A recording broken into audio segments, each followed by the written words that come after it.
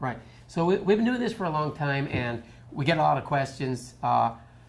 What should I think about? How can I do this best? And we always keep saying there is no best. Best is whatever is best in your situation. So rules of thumb are there to guide you. So we put together some guidelines. We call it a manifest or a manifesto because it sounds cool. But actually it's guidelines. And it's divided into two sections. One is practical things that you actually can simply do. And the other part is attitude, how you can think when you approach this, right? So out of the practical ones, the first one we have is offer, don't insist. Offer to help people, but don't insist. If they want it, they will accept it. If they're not ready, that's fine. That's not your decision to take. And the second one is honor safety, because you also have to think about your own safety so that you don't do something that you feel you're not capable of doing, but still daring to fail. Yeah, and also honoring the safety of the person you want to help, right? So also we say, don't take credit. If it works out well, you don't say, wow, I've healed and helped these people, because that takes away their sense of empowerment. So when somebody actually says, that was really helpful, you say, congratulations. Yeah, and then the other one is, of course, avoid stereotypes, because wherever you come, you have no idea what is going to happen. So avoiding stereotypes actually would also help this world so much everywhere. So think of that, avoid stereotypes. Yeah, if you meet a person you think is a poor person, that says nothing about them. You don't even know if they really are or not. So just any stereotype, take it out and be a blank slate and meet the person in front of you. And when it comes to asking people to tune into whatever might be bothering them, we usually say, in the words of our mentor, Carl Johnson, we say, avoid suffering, no more suffering. People don't have to retell their story about what happened to you or to anybody else, because they've already suffered enough, because it's not necessary for these techniques to work. Yeah, and that is what we have seen. You only need to connect very slightly to whatever has happened, and still these techniques will work. And that is very important because, as we say, and as Ulf said, we have already suffered enough when we have lived through those things. Yeah. And then also, expect little, but give much. Don't expect things to be fantastic or that everybody's going to be, honoring you or whatever, but give as much as you can. Yeah, do your best in every given moment. Unconditional love is love without asking for anything in return. And unconditional humanitarian outreach is the same. So, another thing is, some people say, thank you so much for helping me. What can I do for you? And the answer is nothing. Don't do anything for me, but do something for somebody else. And again, we want you to look up the movie Pay It Forward, because it's a wonderful movie about that notion of when you get something, you pay it forward to somebody else. At the end, it'll go around the world and come back to you or somebody who needs it better.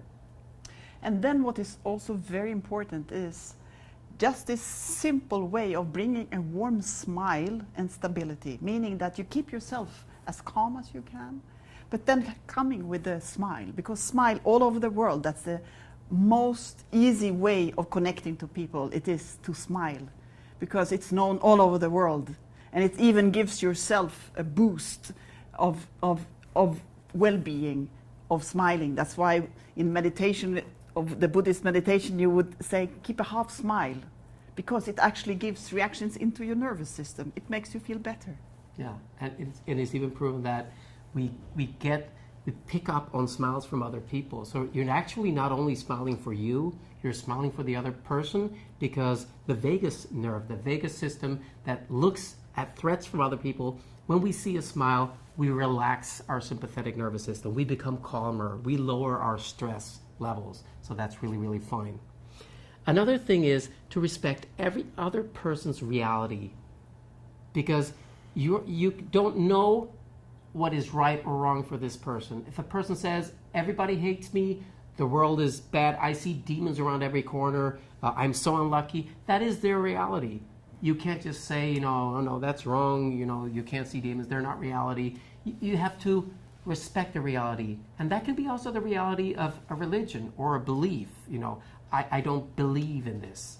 And if you only respect whatever their reality is and join sides with them with their reality intact, you can help them. And then the last notion is that healing is possible. That is something that we have seen, and it is possible for everybody to heal. Right. So the difference between practical things that you actually can do, like those we just told you, and an attitude is that attitude is just your state of mind when you enter into the position of trying to help somebody. And it doesn't have to be humanitarian outreach. We claim you can use all these ideas in any interaction with any person. Mm-hmm. So one of the first attitudes that we like to teach is, when you come to a new situation, take off your shoes and listen first. And by that we mean wait in the background until you actually see what the situation is before you start offering whatever help you think might be necessary. Yeah, and that is the way that we keep working all over the world, actually, and it seems nowhere people has not appreciated coming. It is like you don't impose how you think that things should be. It's not said that it has to be a room like this and this to do this. You sit under a tree, you sit on the grass, you know, you stand in the hallway, or you do things in the way that it is possible. But also this, that just see what happens here, you know, and you listen. And you eat and you drink together with people. And that makes it very easy to reach out. And then we say that learn more and more learn more than you teach. Because it is learning, we are learning all the time so much. And I always say that since I started this work, I've learned so much more than I have been ever, and than I ever will be able to teach wherever I come. Because whoever you meet, you have something to learn. Instead of coming and saying, I'm going to teach you, I'm going to heal you. No, that's the other way around. It is, I'm come to learn first, and then we see what we can do together. There is this cut off. I'm going somewhere I couldn't. So, yeah. I was thinking of Lila Watson, but I don't know it. So, okay. Yes. Yeah. So we take it from there, and we cut to this point, which is, so besides learning more than you teach, the other part is be inspired with what you do and be inspiring. And by that we mean if you come for the right reason to help people, it's about wanting to help them. That is inspiring. People get inspired by somebody who actually wants truly to help them with their issue. Yeah, and also dare to learn and also dare to fail. Because it is in this learning process, you might also do mistakes. And mistakes is the best way of knowing how to take the next step. If we dare to look at the mistake and see, oh, what happened? Oh, let me do it differently next time. Yeah, I usually say there's two questions you should ask yourself after you've tried to do something. It's not, was it good or bad? Did I do it right or wrong? Should I have waited? It's just, what did I learn and how can I use that the next time I try to do something? Because then you're always moving forward all the time. And another thing is, that is kind of tied together with that, is use what you already have. You know, you could say, if I only had this, if I only had that, if I had more money, more time, more experience, that is irrelevant because you don't.